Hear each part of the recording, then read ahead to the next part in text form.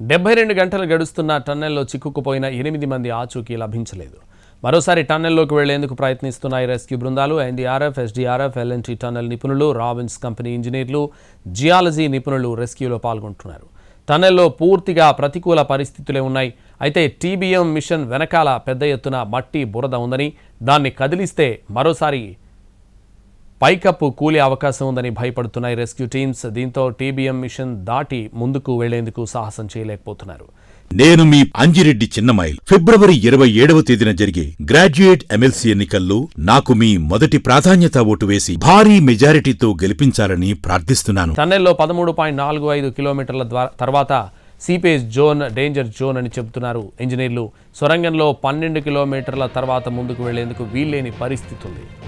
మరోవైపు టన్నెల్లో నిమిషానికి 3600 లీటర్ల నీరు ఊబికొస్తోంది. 2 మోటార్లతో నీటిని బయటకు తోడుతున్నారు.